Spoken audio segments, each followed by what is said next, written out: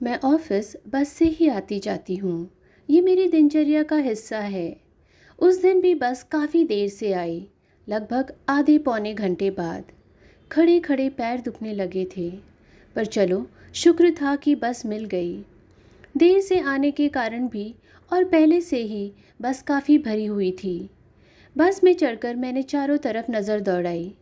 पाया कि सभी सीटें भर चुकी थी। उम्मीद की कोई किरण नज़र नहीं आई। तभी एक मज़दूरन ने मुझे आवाज़ लगाकर अपनी सीट देते हुए कहा, मैडम आप बैठ जाइए। मैंने उसे धन्यवाद देते हुए उस सीट पर बैठकर राहत की सांस ली। वैसे तो वह महिला मेरे साथ बस स्टॉप पर खड़ी थी, तब मैंने उस पर ध्यान नहीं दिया था। कुछ देर बाद मेरे पास वाली सीट खाली हुई तो मैंने उसे बैठने का इशारा किया। तब उसने एक महिला को उस सीट पर बिठा दिया जिसकी गोद में एक छोटा बच्चा था। वो मजदूरन भीड़ की धक्का मुक्की सहते हुए एक पोल को पकड़कर खड़ी थी। थोड़ी देर बाद बच्चे वाली औरत अपने स्टॉप पर उतर गई।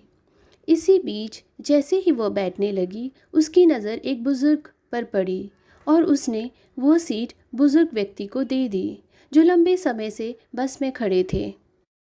मुझे आश्चर्य हुआ कि हम दिन रात बस की सीट के लिए लड़ते हैं और ये सीट मिलते ही दूसरों को दे देती है।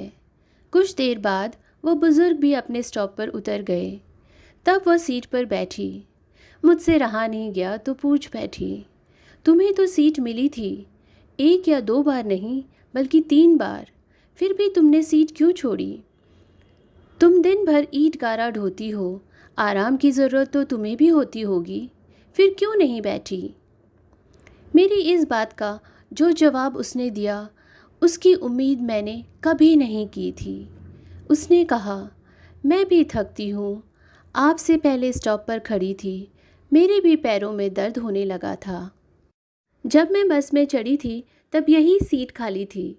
मैंने देखा आपके पैरों में तकलीफ़ होने के कारण अब धीरे धीरे बस में चढ़ी। ऐसे में आप कैसे खड़ी रहती, इसीलिए मैंने आपको सीट दी। उस बच्चे वाली महिला को सीट इसलिए दी क्योंकि उसकी गोद में छोटा बच्चा था जो बहुत देर से रो रहा था। उसने सीट पर बैठते ही सुकून महसूस किया। बुज़ुर्ग के खड़े रहते मैं कैसे बैठती, सो उन्हें दे दी। मैंने उन्हें सीट देकर ढेरों आशीर्वाद पाया।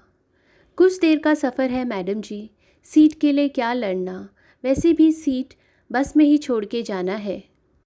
मैं ठहरी ईंट गारा ढोने वाली, मेरे पास क्या है, न दान करने लायक धन, इसीलिए पुण्य कमाने के लिए कभी रास्ते से कचरा हटा देती हूँ, कभी रास्ते के पत्थर बटोर देती हूँ, कभी कोई पौधा लगा देती हूँ, और यहाँ बस में मैं अपनी सीट दे देती हूँ। यही है मेरे पास, यही करना मुझे आता है।